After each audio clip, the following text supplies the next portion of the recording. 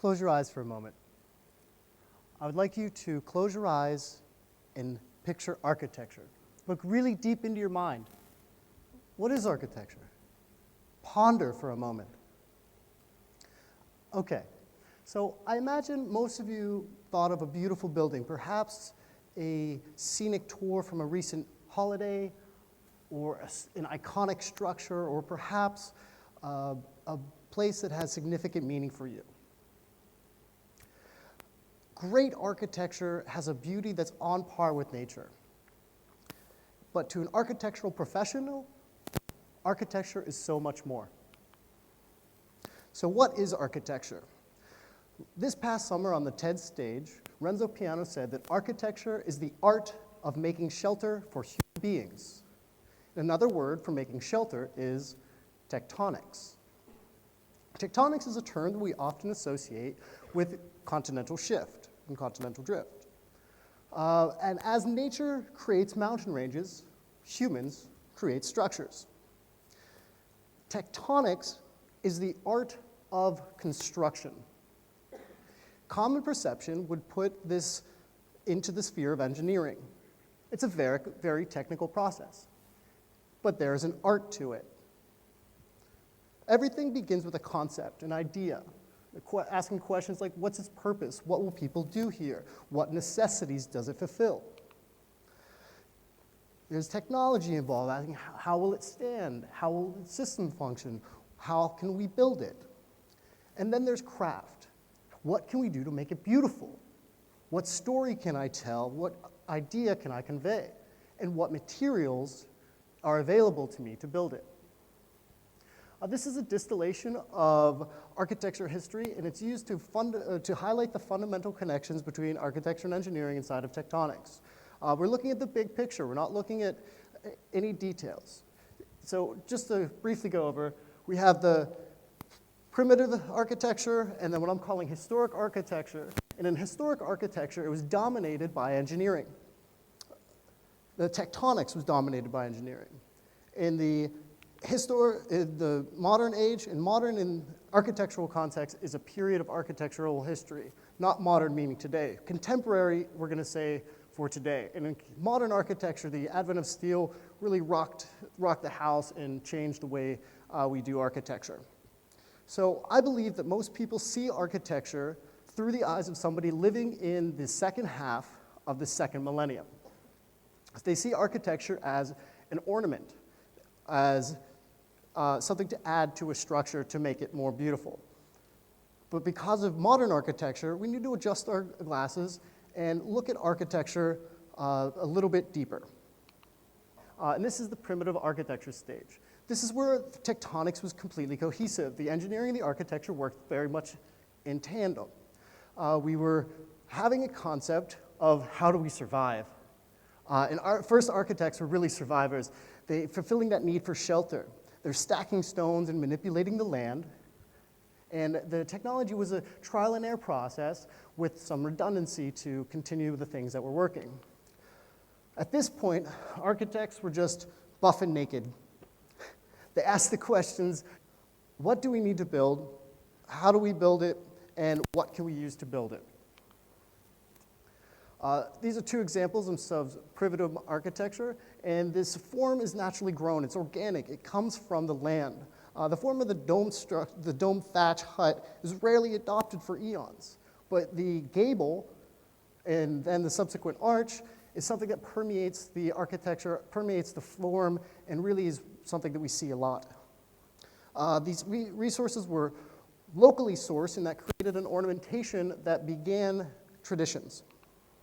As we understood the internal stresses of structure, the technology ebbed and flowed through the eons, creating a fissure in craft and technology. The concept remains a part of architecture, but it is an underspoken guide as to what the building will do. But the concept is constrained by the available technology. The craft continues with some materials and carving. Engineered buildings were built of stone, purposefully designed to contain specific activities, and then ornamented in essentially thousands of years of derivative forms that were clad in carved stone. So we have a Gothic cathedral and the Colosseum. Well, the Colosseum was much closer together with the technology and craft, but as we progress through time, that fissure separates further and further. And we have the reiterations of the knowledge and everything we've learned in classic architecture, again in Gothic architecture, with a few little additions and changes. The idea was making the structure beautiful and show some sort of representation of locality. Similar to how people wear clothing to represent their cities or countries and their heritage, architecture aesthetics was like a different shirt for each building or each area, each part of the country or part of the world that it was representing. Each architectural movement is like wearing a different shirt. And sometimes that shirt gets a little bit of an upgrade. By virtue of the invention of steel, the structures in architecture and engineering changed drastically. The structure from architecture and engineering physically split. They're physically apart from each other. Architects removed the representative shirt and tied it around their head and rebelled against the status quo. It was a very radical time in architecture with new ideas and new concepts to begin. One of the main things was disguising the structure, trying to hide the engineering. And you can see in this IMP student dormitory at Princeton University, the corner, which is a structurally fundamental piece of a building, is void. It's full of voids, and the entire thing seems to be floating. So hiding the structure, and then a few other things can identify some modern buildings. Another part of modern architecture is from the Industrial Revolution and standardization, mass production. Craft was then taken by the engineering. So craft becomes engineering, and the concept remained architecture. After the First World War, architects started what's called the international style. The international style is void of any ornamentation, and what it results in is a non-localized building void of ornamentation, stripped of any locality. So while architecture drove the concept, engineering held the craft, and the creation is sort of a non-congruent construction of architecture and engineering. What happens in primitive architecture is starting to happen again in contemporary architecture. This idea where there's a concept, we have engineering and architecture, and they come together to create a new building. Making shelter in the 20th century is less about the idea of primal needs and more towards the idea of housing the functions that we require from a structure. Contemporary architecture is making physical and metaphysical structure for civilizations. It's a thoughtful, idea-driven, intangible framework from which a building manifests. It's more akin to software architecture than to Picasso. Okay, we'll go through concept and craft and technology through contemporary architecture. These are two buildings that are contextually driven. The first one over here is Bjarke Engel's West 57, or the court scraper. It's the idea of a historical European block and a modern New York skyscraper merged together. And then all of the local contextual constraints are put into the idea, the concept, and this is what emerges. This is his methodology he calls hypercontextualism. The second building you might recognize here in Beijing, or up in Beijing,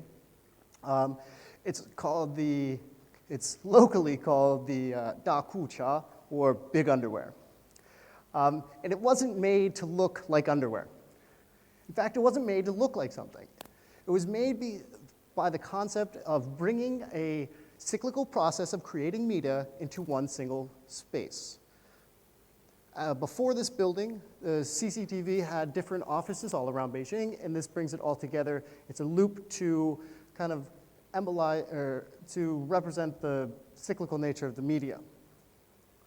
And the higher stress points of the structure, the engineering stresses of the structure are actually represented in the architecture, which is kind of fun because it's a little switch from the historicals.